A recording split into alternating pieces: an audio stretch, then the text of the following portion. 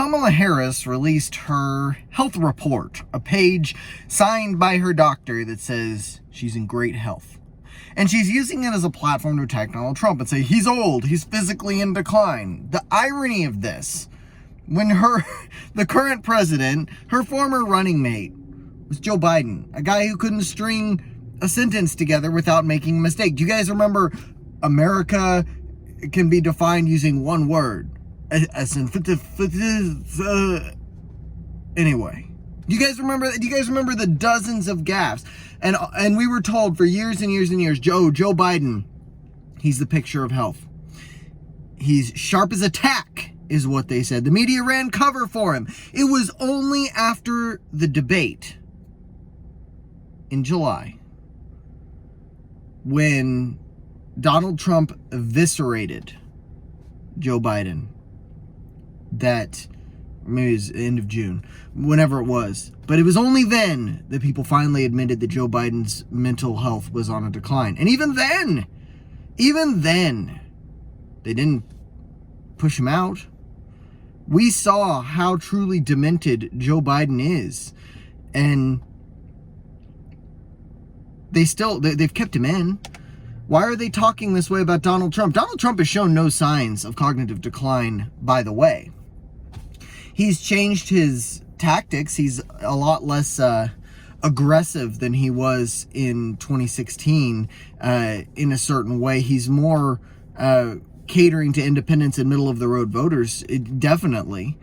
But he's not shown a decline in mental acuity, as far as I can tell. As somebody who works with an older population of people with, typical cognitive decline that comes with your age, and which is completely normal, and dementia and Alzheimer's. I work with these populations, and I'm telling you, there's no signs of any abnormal cognitive decline in Donald Trump. But Donald Trump took a physical last year before he ran because they were already screeching about his age. And his physical was taken less than a year ago. So how about this? Less than a year ago. So how long is a physical good for? A year. A year. When you work in an industry that requires a physical, how often do they have you take a physical? A friggin' year. Last November, Donald Trump had a full physical done. He had cognitive acuity tests done, and he challenged Biden to do the same. Biden refused. But Trump's doctor put out a letter. They said, and I've linked it in the description, by the way, alongside with the story of Kamala Harris trying to attack Trump's mental acuity.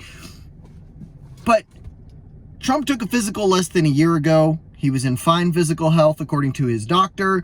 I'm sure you can say, well, Trump is, overweight. And so well, sure. 75% of Americans are. So what are you going to do? But the point is, Trump's physical health for a man his age is fine. His cognitive health is fine. He's not showing signs of dementia.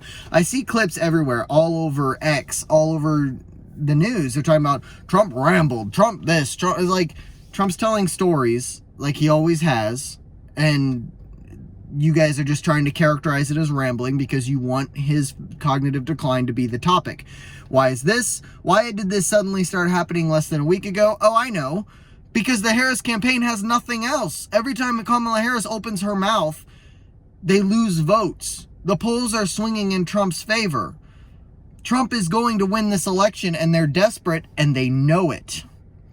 So what are they going to do? They're going to find something else to attack him on. It's a pivot game with these people. Just like I talked about yesterday, when you bring up, they say Trump is a racist, and you say, okay, give me an example. They give you an example, you debunk it, they don't even respond and throw another one at you.